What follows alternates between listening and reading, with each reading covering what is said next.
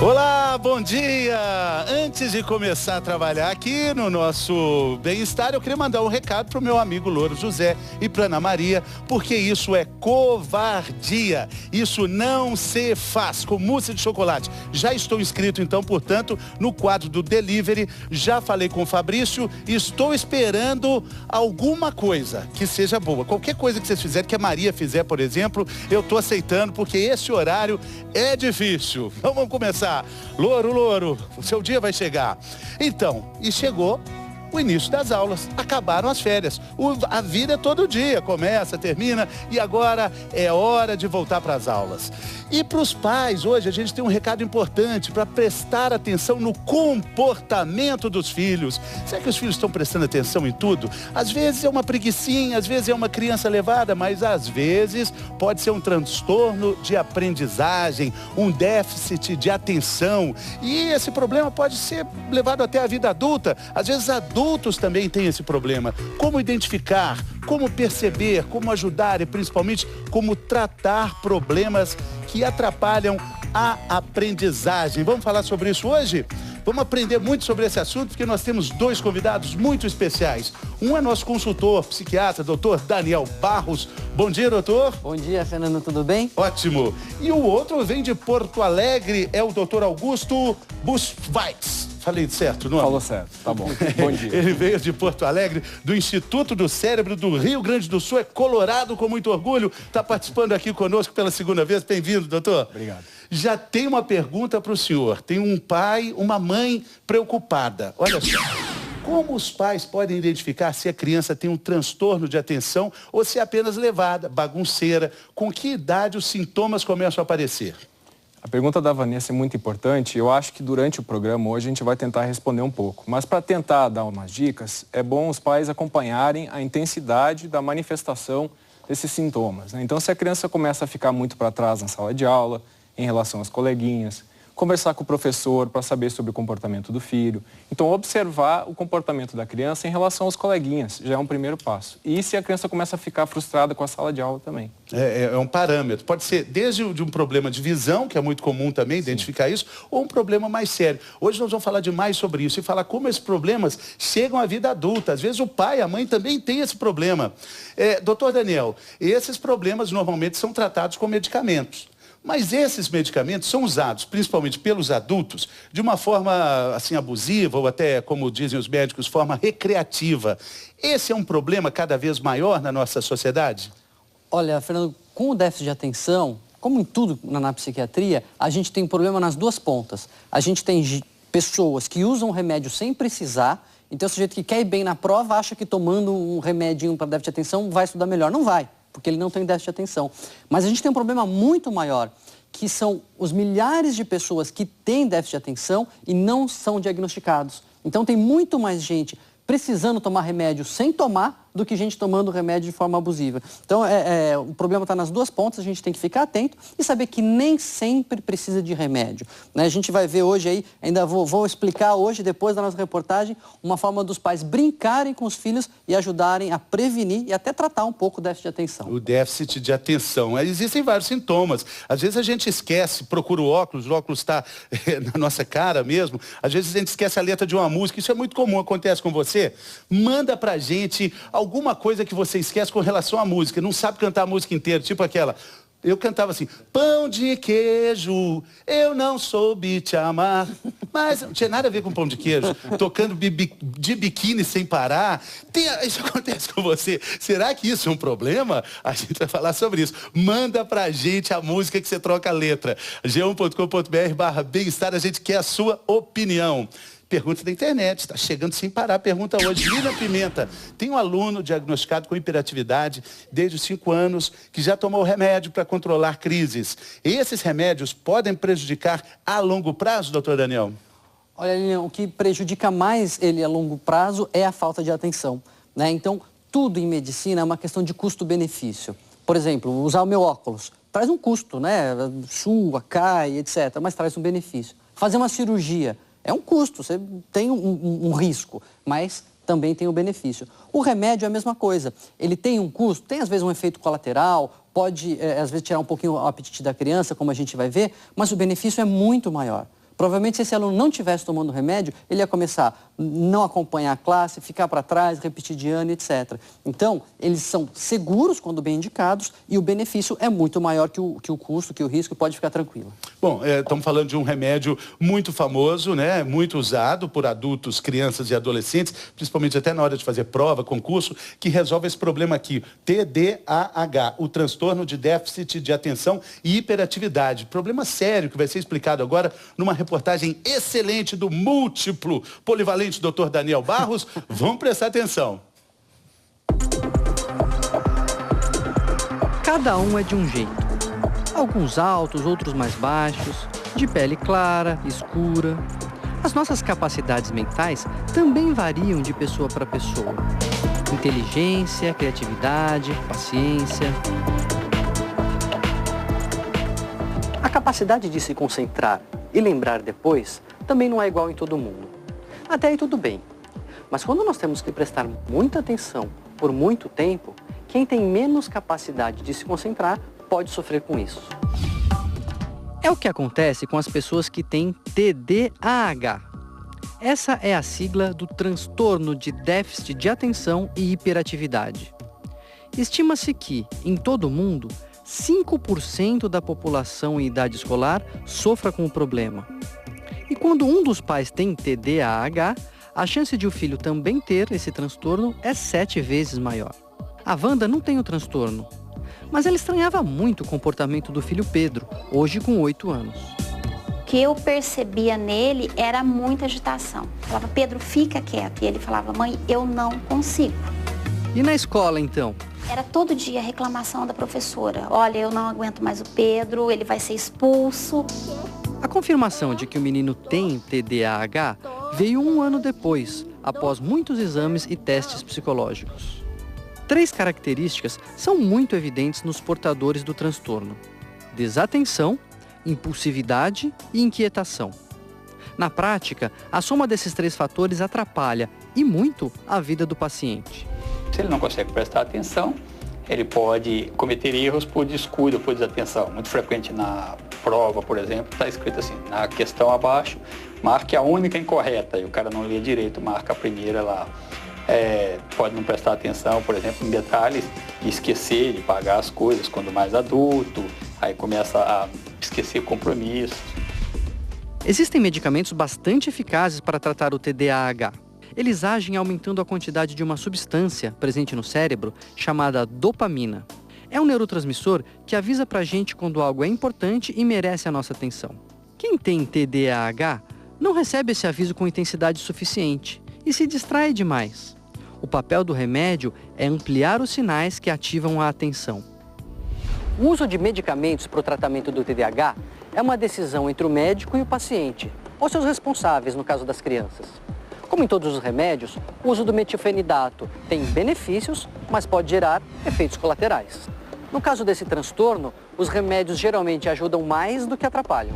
O metilfenidato, especificamente, ele é um medicamento que tem pouco risco em comparação com vários outros medicamentos. Para a criança, por exemplo, que eu acho que incomoda muito as mães, é a diminuição do apetite. Ele tira o apetite por um período, depois ele perde esse efeito. A Wanda notou que o Pedro perdeu um pouco de apetite quando começou a tomar o remédio, mas conta que isso não atrapalha o crescimento dele, sempre acompanhado pelo pediatra. Já o comportamento do menino mudou completamente, para melhor. Dentro da escola mudou muito, porque ele conseguiu aprender a ler, sabe, a prestar atenção, que é o foco, que seria o foco da escola, seria isso. Então, assim, melhorou muito. E é por causa do tal foco, termo tão usado ultimamente, que o remédio pode acabar virando tábua de salvação. Muita gente quer tomar achando que vai ficar mais focado, mais inteligente, mais esperto. Mas atenção, o medicamento não deve ser usado por quem não tem o transtorno. Obviamente ele está correndo risco sem ter o benefício, porque se você não tem o TDAH, você corre o risco dos efeitos colaterais e não vai ter tanto benefício, porque assim, ele não vai te ajudar tanto mais a estudar ou ficar mais inteligente.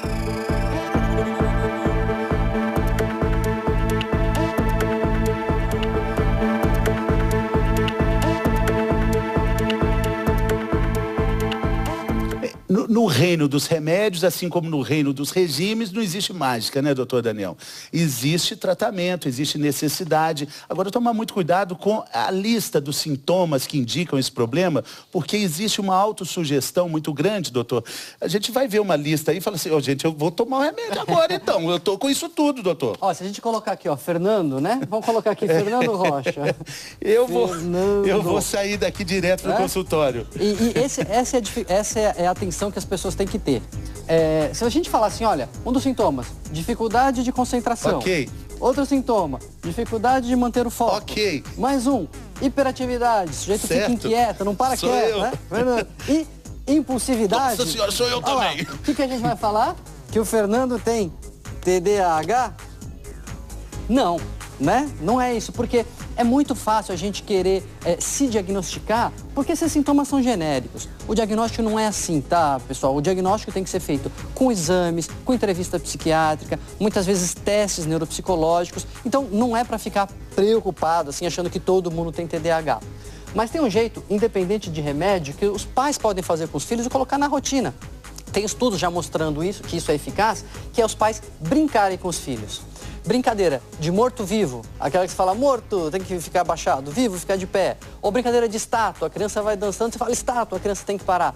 São brincadeiras que estimulam a criança a prestar atenção, manter o foco, controlar os seus impulsos e já tem evidências científicas mostrando que isso ajuda a criança a aprender a controlar seus impulsos, manter o foco e evitar até o desenvolvimento de desses sintomas, mesmo que não sejam o déficit de atenção. Agora, tem outros sintomas, eu vou sair da sala de aula, essa sala de aula se quer... Aí não para quieto, tá vendo? É verdade, é verdade. Sintomas assim que muitas pessoas têm na fase adulta, tipo, acabou de servir um café, ou acabou de fazer um chá, sabe que tá com água quente, aí vai conversando, então, doutor, e o Colorado lá no sul, beleza, põe a água quente aqui, nem tá vendo, mas pois é, e tal.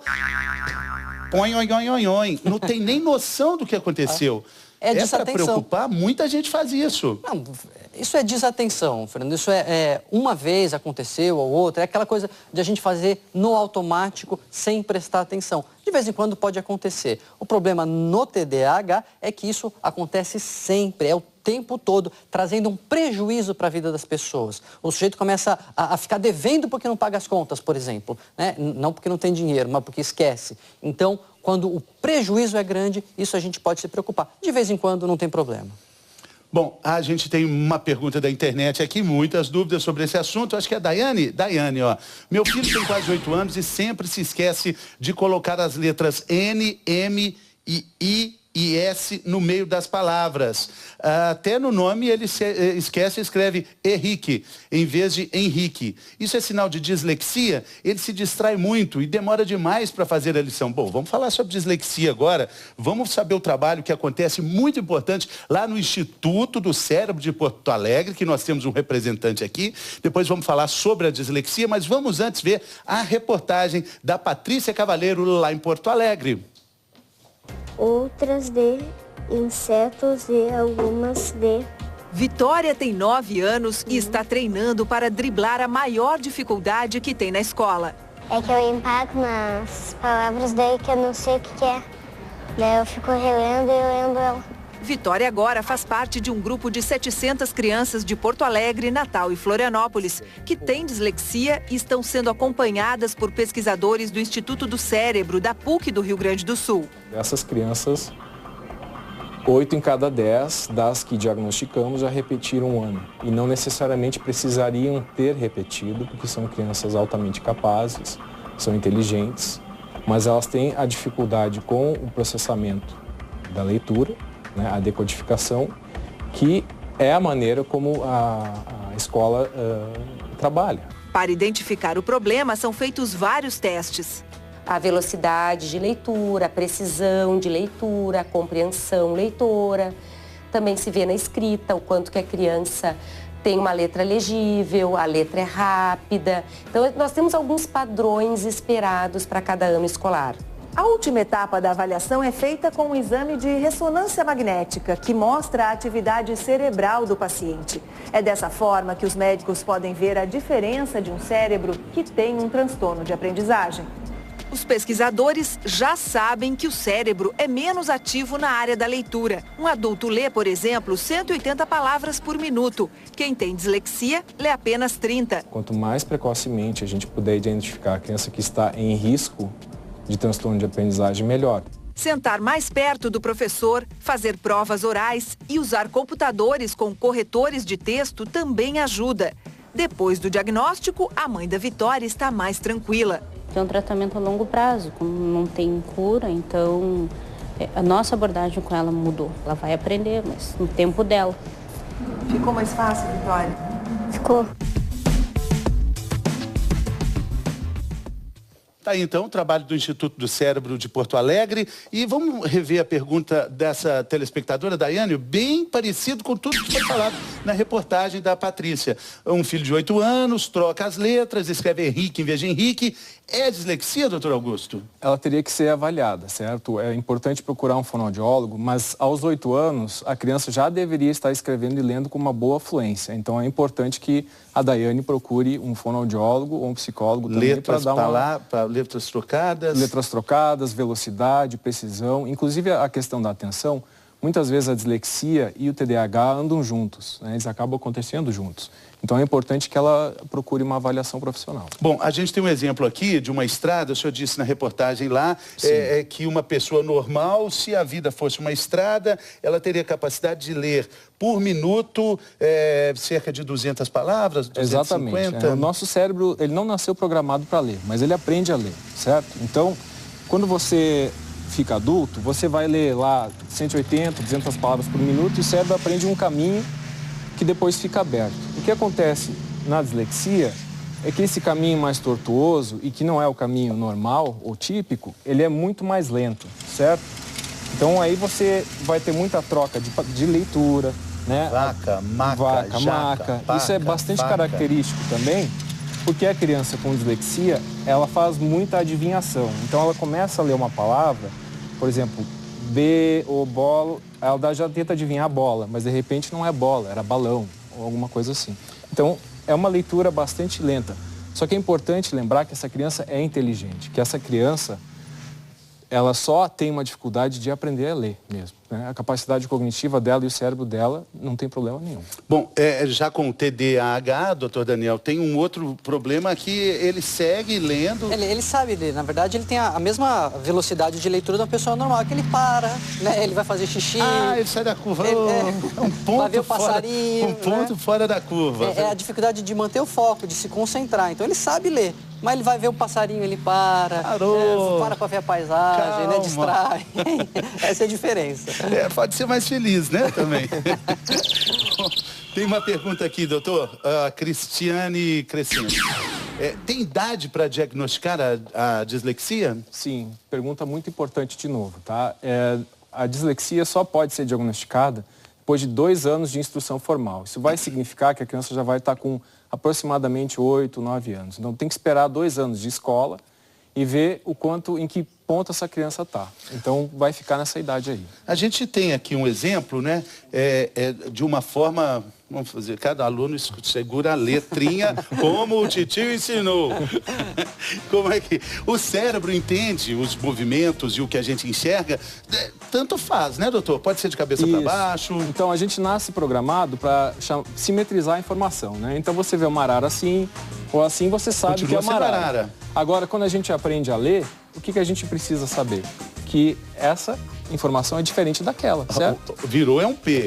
Exatamente. E no começo, a maioria das crianças faz isso, né? Que a gente chama de espelhamento. Não é a mesma coisa, né? Uma arara é sempre uma arara, um carro é sempre um carro, independente da posição, a letra não. E aí a criança escreve de forma espelhada. Isso é natural no começo. O que não é natural é se isso se mantiver ao longo do tempo. Agora, tem um outro problema também, que indica algum déficit de atenção, que é o relógio e os ponteiros, né? É dificílimo aprender a olhar as horas, né? É difícil mesmo, porque ainda mais esses relógios modernos hoje. Então, a gente está começando a se acostumar com os relógios digitais, né? Mas o exemplo do relógio é importante, porque a outra dificuldade característica da dislexia é de sequenciar a informação, botar a informação em ordem, certo? Então, você identificar horas e organizar a informação no tempo e ler o ponteiro é um dos sinais, é um dos possíveis sinais. Adultos que não conseguem ler a informação das horas num relógio sem ponteiro, pode ser um problema? Relógio sem ponteiro ninguém consegue ver, Fernando. Relógio sem ponteiro existe porque você vai ao relógio de sol, doutor.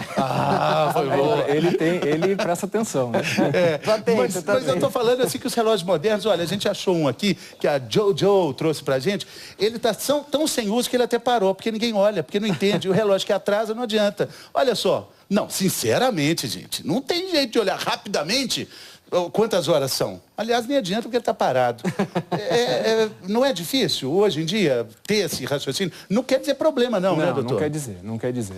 É importante diferenciar as duas coisas. O que a gente está se acostumando a fazer com os relógios digitais e a dificuldade de botar informações em ordem e se organizar no tempo, que é um dos possíveis sintomas da dislexia. Agora, tem um outro problema que eu sofro com ele até hoje, que é a descalculia. É o problema da matemática. Aí junta a dificuldade de aprender matemática, a ruindade nos pontos, a matéria pesada, e aí aparece a descalculia. Quando é que isso começa a preocupar? Olha só, a descalculia, ela acontece muitas vezes junto com a dislexia, mas é importante diferenciar a descalculia da dificuldade de aprender matemática, certo? A matemática em si já é uma matéria que traz dificuldade, né? A criança tem que aprender a transformar informação de quantidade em símbolos. Então, no começo, né, que a criança tem o que a gente chama de senso numérico, que ela vai ter uma quantidade de objetos e você pergunta, o que é maior? 4, né, você mostra lá, um 4 ou um 5. Ela vai no dedinho, 1, 2, 3, 4, ou ela brinca com os objetos e identifica que 5 é maior que 4. Só que com o tempo isso fica mais rápido e a criança vai se acostumando com essa ideia de números, que 5 é maior que 4, que 7 é maior que 2. Só que na descalculia, tanto esse senso numérico, né, essa percepção de quantidades, quanto a habilidade de fazer cálculos simples, fica durante muito tempo, ao tempo que a criança vai envelhecendo e vai tendo instrução formal, vai se mantendo essa dificuldade mais do que se espera, né? Claro que a matemática é difícil, mas tem coisas que evoluem mais naturalmente, como esse senso numérico, e na descalculia é muito marcado. Tem um giro angular do cérebro que indica também como esses problemas são mapeados? Essa pergunta é legal. Então, se você pegar os estudos no mundo todo, né, tem uma base de funcionamento do cérebro que é importante para quando a gente está aprendendo a ler. Quando a criança está sendo alfabetizada, o cérebro vai se ajustando, vai se adaptando, certo? E tem uma região no cérebro, que é o giro angular, que é importante para fazer a cola entre a imagem e o som. Então, quando a criança aprende lá que essas imagens aqui vão formar dislalia, tem uma região do cérebro que está colando a imagem visual com o som. E ela fica ativa para a criança que está aprendendo a ler normalmente. Nas crianças com dislexia, e isso tem sido verificado no mundo todo, em diversas línguas, essa região é pouco ativada. Então, voltando, por exemplo, do carrinho, é como se ela não aprendesse esse caminho quando ela está sendo alfabetizada, e essa região é muito pouco utilizada quando é o melhor caminho para aprender a ler. Bom, tem um outro problema também, que é a troca de letras. É bonitinho quando o neném está aprendendo a falar, quando o bebê já não é mais um bebê, está virando uma criança e aprende a falar trocando as letras, tipo o Miguelzinho da Mariana, que é uma gracinha. Mas e quando esse problema persiste? Pode chegar até a vida adulta, é a chamada dislalia, um distúrbio também na fala. Vamos saber mais sobre isso daqui a pouquinho, depois do intervalo. A gente volta com mais informação útil para a sua saúde.